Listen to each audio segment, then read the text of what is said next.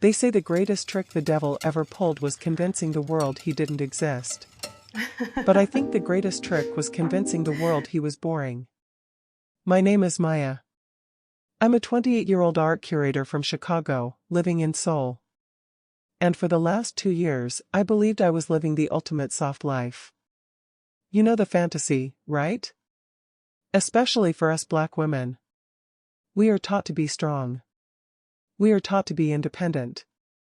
We are taught to carry the world on our backs and never complain. So, when I moved to South Korea, I wasn't looking for excitement. I wasn't looking for a bad boy. I had enough of that back home. I didn't want a project. I didn't want a man I had to fix, or a man I had to chase. I wanted peace. And I found it in Jun-ho. Jun-ho was the definition of safe. He was a CPA, a certified public accountant. He worked for a mid-sized firm in Gangnam. He wore beige cardigans that smelled like vanilla and fabric softener. He wore thick-rimmed glasses that were always sliding down the bridge of his nose. He was the kind of man who apologized to tables when he bumped into them. He was the kind of man who would call me from the grocery store, panic in his voice, asking if I wanted the organic kale or the regular kale because he didn't want to mess up my smoothie. He was sweet. He was gentle. And honestly, he was a little bit cowardly. I remember the first time a spider got into our apartment. A big one. One of those huntsman spiders that look like they pay rent. I screamed for my husband. Jun-ho. Kill it. And my Korean husband, a grown man of 30 years, stood on the sofa, clutching a pillow, shaking his head. No, Maya. It has too many legs. Please, you do it. You are the brave one. I laughed. I rolled my eyes. And I killed the spider with a magazine while he peeked out from behind a cushion. My hero, I teased him. I am better with numbers, he said, fixing his glasses. I am not a warrior, Jigia. I am a lover. And an accountant.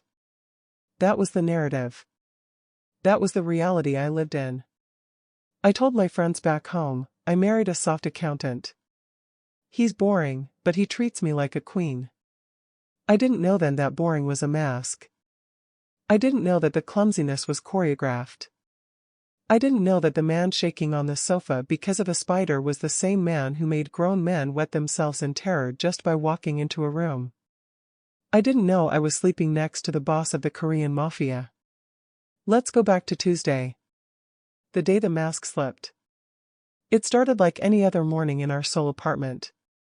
Sunlight streaming through the sheer curtains. The smell of expensive coffee. Jun-ho was obsessed with his espresso machine. I walked into the kitchen, yawning, wearing one of his oversized shirts. He was already dressed. Beige slacks. White button-down shirt. That beige cardigan. Good morning, my queen, he said, beaming at me. The famous Jun-ho. I smiled that made his eyes disappear into crescents. He placed a latte in front of me. Perfect foam art. A heart. You're up early, I said, taking a sip. Tax season? His face fell. He looked genuinely stressed. He began nervously tapping his fingers on the marble counter. Audit season, Maya, he whispered, like it was a horror movie. Very stressful. Mr. Choi is breathing down my neck about the quarterly returns. Numbers, they are very dangerous if you get them wrong. I reached out and held his hand. His hand was soft. Manicured. Not a callus in sight. You'll do great, babe, I said. You always do. You're the best accountant in the firm. I hate conflict, he sighed, looking down. I just want everyone to be happy. I wish the world was just spreadsheets. Spreadsheets don't yell at you. I smiled, feeling that warm, protective affection I always felt for him. I loved that he was soft. I loved that I could be the tough one in the relationship. Don't worry, I said. If Mr. Choi yells at you, Tell him your black wife will come down there and handle him. Jun-ho giggled. A high, nervous sound. You are terrifying, Jagiya. I rely on your strength. He kissed me on the forehead. Gentle. Chaste. I have to go. Late night tonight. Many files to review. Okay. I'm going out with Tasha tonight. We might grab drinks in Itaewon. For a split second, a microsecond, I saw something shift in his face. His smile didn't drop, but his eyes, they went still. Itaewon? He asked. Tonight? Yeah. Why? It is crowded on Tuesdays, he stammered, pushing his glasses up. And the weather report says rain. Maybe stay in Gangnam? It is safer. Jun-ho, relax, I laughed. It's Seoul. It's safe. And Tasha needs to vent about her boyfriend. He hesitated. He looked like he wanted to argue, but Jun-ho never argued. He hated confrontation. Okay, he said finally. Just keep your phone on. Text me if you move locations. Please? I promise. Love you, nerd. Love you, Maya. He grabbed his briefcase, a sensible leather bag, and walked out the door. I watched him leave. I watched his slightly slouched shoulders. I thought, God, he wouldn't survive a day in Chicago. I was so arrogant. I thought I knew the man I married. But looking back now, I realize. I never checked the briefcase. If I had, I wouldn't have found spreadsheets. I would have found a Glock 19 with a silencer and a dossier on the Seven Stars Syndicate. I met Tasha at a cafe in Itaewon later that evening. Tasha was my lifeline in Korea. Another black woman navigating the complex cultural landscape of Seoul. So, Tasha said, biting into a scone. How is the soft life treating you? How is Mr. Rogers? Jun-ho is fine, I smiled. He's stressed about audits. Tasha rolled her eyes affectionately. Girl, I don't know how you do it. I need fire. I need passion. My new guy? Jae-sung? He's a motorcycle mechanic. Tattoos. Attitude. When we fight, we fight. But the makeup. She fanned herself. I did the drama, I said, stirring my tea. I dated the bad boys back in the States. I dated the guys who made me cry myself to sleep wondering where they were at 3 a.m. Jun-ho? I know exactly where he is. He's at his desk, color-coding Excel sheets. Doesn't it get boring? Tasha asked. Don't you ever want him to, like, take control? Throw you against the wall? I blushed. He has his moments. But, no. I like the peace. I like that we are an AMBW couple that defies the stereotypes. No drama. Just love. Well, Tasha sighed. I guess safety is sexy in its own way. But if Jae-sung doesn't text me back in 10 minutes, I'm going to his shop and raising hell. We finished our coffee and decided to walk to a wine bar a few blocks away. It was getting dark. The neon signs of Itaewon were flickering on. Pink, blue, and purple lights reflecting in the puddles on the street. It had started to rain, just like Jun-ho predicted. Let's take the shortcut, Tasha suggested, pointing toward a narrow alleyway behind the clubs. My heels are killing me. I hesitated. I remembered Jun-ho's voice this morning. Maybe stay in Gangnam? It is safer. But I shook it off. This was my city too. Okay, I said. Let's go. We turned into the alley. It was narrower than I remembered. The streetlights here were broken. The walls were covered in graffiti. The smell of garbage and stale beer was heavy in the humid air. We were halfway through when I felt it. That primal instinct. The hair on the back of your neck standing up. The lizard brain saying, predator. Tasha, I whispered. Walk faster. Girl, my feet, hurry. Steps behind us. Heavy boots hitting the wet pavement. Not the rhythm of people walking home. The rhythm of people hunting. I turned my head slightly. 3 men. They weren't local college students. They were older. Rougher. They wore leather jackets, but not for fashion. They had the look of men who hurt people for a living. Hey, one of them called out. His voice was slurred, but aggressive. Foreigners. We didn't answer. We walked faster. They jogged to catch up. They cut us off, blocking the exit of the alley. I grabbed Tasha's arm. What do you want? I asked in Korean, trying to keep my voice steady. We don't have cash. The leader stepped forward. He had a scar running through his eyebrow. He smelled like soju and violence. We don't want cash, he sneered, looking us up and down. He looked at Tasha. Then he looked at me. His eyes lingered on me in a way that made my skin crawl. We like variety, he grinned. We like the black women. Very exotic. It was the fetishization nightmare every foreign woman fears.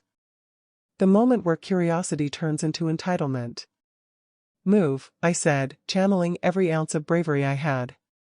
My husband is meeting us right there. I pointed to the main street. It was a lie. The man laughed. Your husband? The Korean guy?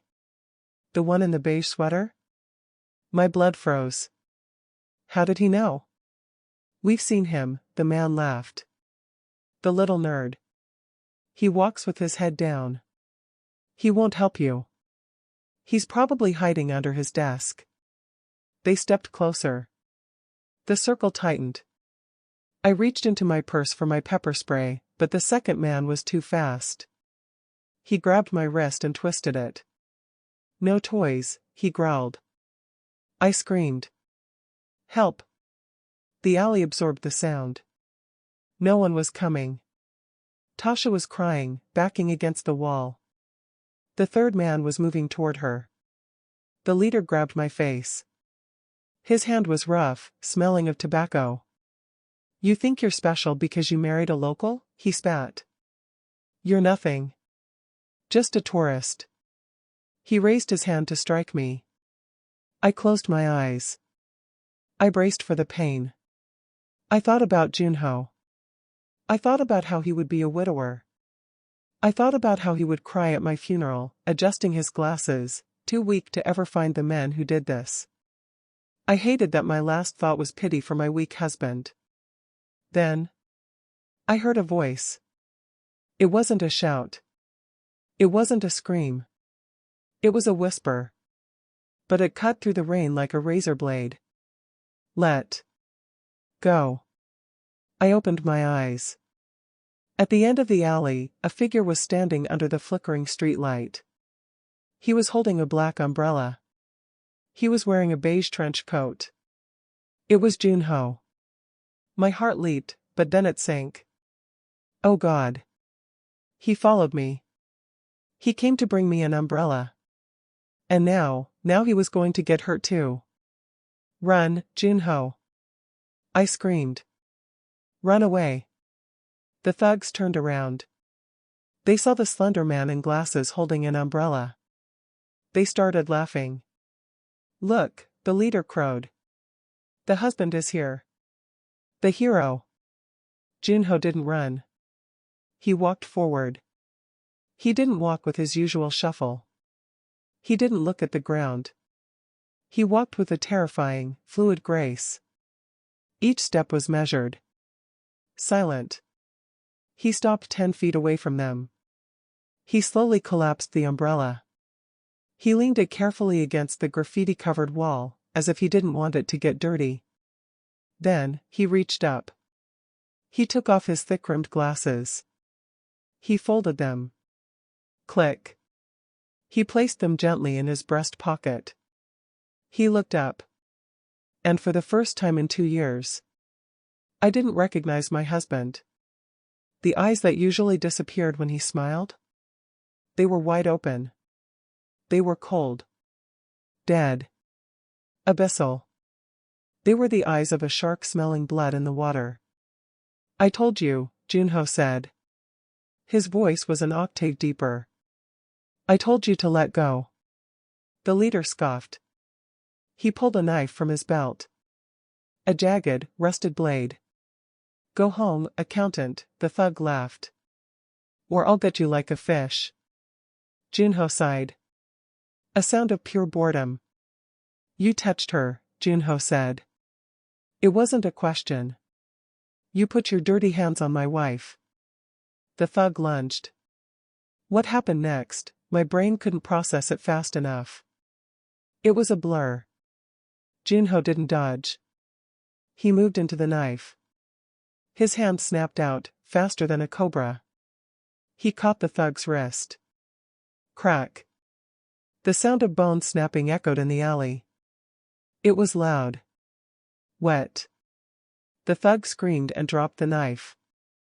Jun-ho didn't stop. He spun, driving his elbow into the man's throat. The man collapsed, gagging, clutching his crushed windpipe. The other two men roared and rushed him. My weak husband didn't flinch. He sidestepped a punch, grabbed the second man by the back of his head, and slammed his face into the brick wall. Thud. The man dropped like a sack of potatoes. The third man, the one who had been cornering Tasha, froze. He looked at his friends. He looked at the monster standing in the rain. He pulled a gun. No. I screamed. Jun-ho didn't even blink. He walked toward the gun. Shoot, Jun-ho whispered. But if you miss, I will peel the skin from your bones. The man's hand shook. He was looking into the face of death. He was looking at a predator far higher on the food chain than he would ever be. The man dropped the gun. He turned to run. Jun-ho was faster. He swept the man's legs, kicked him in the ribs as he fell, and pinned him to the wet ground with one polished shoe on his neck. The fight had lasted less than 30 seconds. 3 armed men destroyed. My husband stood there, breathing evenly. Not a hair out of place. Just a few drops of blood on his white shirt. He looked down at the man under his boot. Who sent you? Jun-ho asked. His voice was demonic. Nobody, the man wheezed. We just wanted fun. Jun-ho applied pressure. The man gagged. You made a mistake, Jun-ho whispered. You thought this was a game. You didn't know whose territory you were in. Jun-ho leaned down. I am the dragon of the 7 stars. And this woman, she is the dragon's heart. The man's eyes bulged. Chairman. Chairman Lee, please. Chairman? My husband's name was Jun-ho. Not Chairman Lee. Jun-ho looked at me. The coldness vanished from his eyes for a second, replaced by panic. He realized I had seen everything. He kicked the man into unconsciousness, a casual flick of his leg, and walked over to me. He stopped 3 feet away. He looked at his bloody hands. He wiped them on his beige slacks, ruining them. He reached into his pocket, took out his glasses, and put them back on. He hunched his shoulders. Maya, he said. His voice was trying to be high and soft again, but the cracks were showing. Are you injured? Did they hurt you? I stared at him. The rain washed the blood down his shirt. Tasha was hyperventilating in the corner. Who are you? I whispered. He closed his eyes. I am your husband, he said. But, we need to leave. Now. Before the cleaners arrive. Cleaners? Please, Maya. Trust me one last time. We didn't take the Volvo. A black SUV pulled up to the alley entrance seconds later. A driver in a suit jumped out, opened the door for Jun-ho, and bowed so low his head almost touched the pavement. Chairman, the driver said. Jun-ho nodded sharply. Take care of the trash in the alley. Make sure they never walk again. But do not kill them. Death is too easy. Yes, Chairman. Jun-ho ushered me into the car. Tasha had fled into a taxi, too terrified to be near him. We sat in the back of the SUV. The interior was leather. It smelled like expensive cologne and gun oil. I sat as far away from him as possible, pressed against the door. Talk, I said. My voice was shaking. Jun-ho looked out the window. He took off his glasses and rubbed his eyes. He looked tired. Older. My name is Lee Jun-ho, he said quietly. But in the underworld, they call me the Auditor. The Auditor? Because I balance the books, he said grimly. When someone owes a debt, I collect. When someone steps out of line, I correct the error. He turned to face me. I run the Seven Stars Syndicate. We control the shipping at Incheon Port. We control the luxury casinos in Jeju. We protect the streets of Gangnam. You're a mafia boss, I said. The words tasted like ash. A gangster. I prefer businessman, he corrected. But yes. By your definition. I am the boss. And the CPA job? The firm? A front. I own the firm. I own the building. And the cardigans? I asked, feeling hysterical tears rising. The fear of spiders? The clumsiness? He looked ashamed. The spiders. I really do hate them, he admitted. But the rest, it was necessary. I needed to be someone else, Maya. I needed a disguise. Why? Because being the chairman is lonely, he whispered. It is blood. It is betrayal. Everyone wants something. Everyone fears me. I wanted. He reached out, but I flinched. He pulled his hand back. I wanted a soft life too, Maya. I wanted to come home to someone who didn't look at me with fear. I wanted to be loved for being Jun-ho, not for being the chairman. When I met you, you didn't know who I was. You treated me like a normal man. You teased me. You scolded me. It was the only peace I had. So you lied to me, I cried. For 2 years. You made me believe I was safe. You were safe, he insisted, his voice rising. The boss voice coming out. You were the safest woman in Korea. Do you think it is a coincidence that you never got a parking ticket? Do you think it is luck that your landlord never raised the rent? Do you think it is random that no man ever hit on you at the club? I stared at him. You had me watched? I had you protected, he corrected. My men are always nearby. Shadows. Watching. Ensuring my queen is never disturbed. That's psycho, Jun-ho. That's controlling. That is dark romance, he muttered under his breath. What? Nothing. Look, Maya. In my world, love is a weakness. If my enemies knew about you, they would use you to hurt me. That is why I had to be the boring accountant. If I am weak, no one looks at me. If I am boring, no one suspects me. I became a ghost so I could be your husband. The car pulled into the underground garage of our building. But we didn't park in our usual spot. We parked in a private, enclosed bay I had never noticed before. What happens now? I asked. Jun-ho looked at me. His eyes were pleading. Now, you choose. Choose what? You know the truth. The mask is gone. You saw the violence. You saw the blood. He opened the car door. I will not force you to stay. I am not a savage. If you want to leave, I have a plane ticket to Chicago waiting. A bank account with $5 million in your name. You can go. You can start over. You can find a real accountant who will bore you to death. He paused. Or, you can come upstairs. With me. The real me. We walked into the apartment. It looked the same. The half-finished puzzle on the table. The throw blanket on the sofa. But it felt different. The illusion was shattered. Jun-ho walked to the kitchen. He poured himself a glass of whiskey, neat. He didn't ask if I wanted tea. He downed it in one gulp. He loosened his tie. He unbuttoned the top button of his shirt, revealing a tattoo peeking out from his collarbone. Ink. Black ink. A dragon scale. He leaned against the counter, waiting. I looked at him. I looked at the husband who had rubbed my feet every night for 2 years.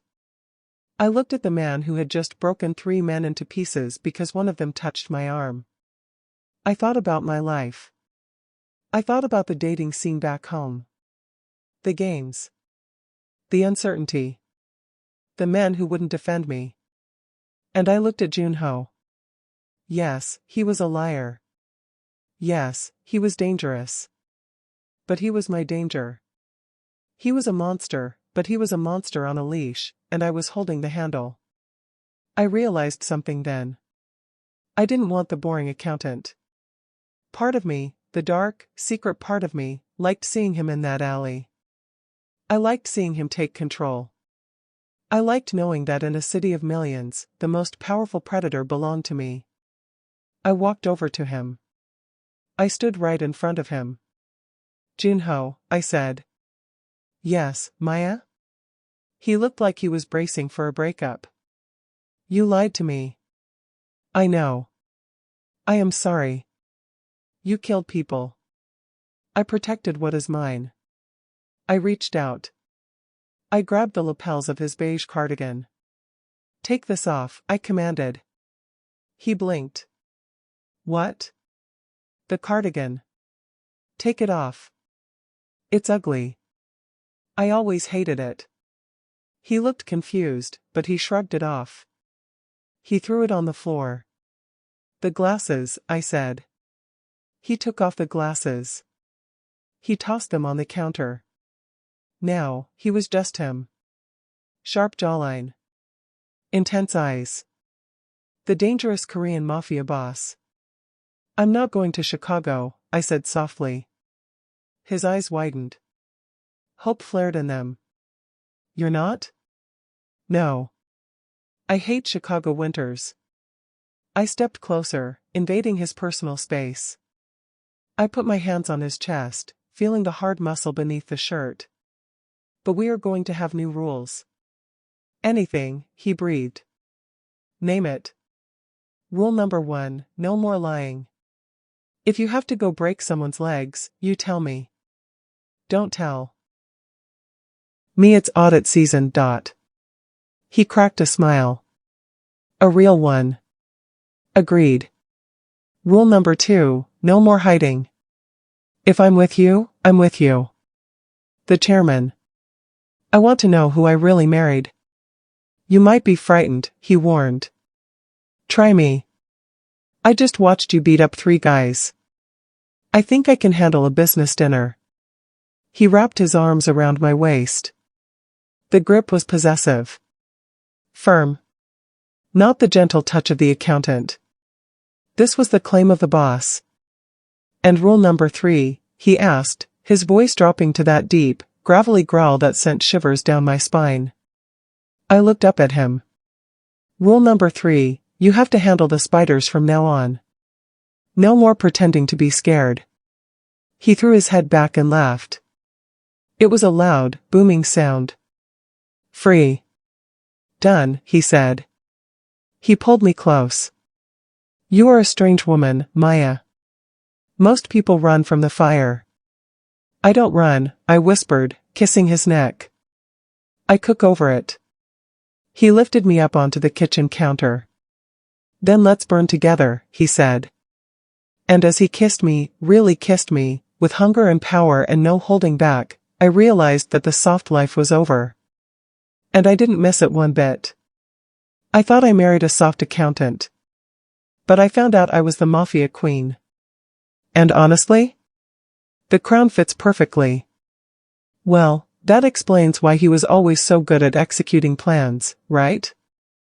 Maya found out her husband isn't just crunching numbers, he's crunching bones. And it looks like she's trading in the cardigans for Kevlar. Do you think she made the right choice? Be honest in the comments. If you found out your boring partner was actually a secret billionaire mafia boss, would you stay for the thrill? Or run for the hills? I know some of you are saying stay, right now. I see you. If you enjoyed this AMBW dark romance story, please hit that like button. It helps the algorithm find more people who love stories about protective husbands and secret identities. Don't forget to subscribe to Mafia Heartbeat and ring the bell so you never miss a part of the story. Until next time, be careful who you call boring. They might just run the city.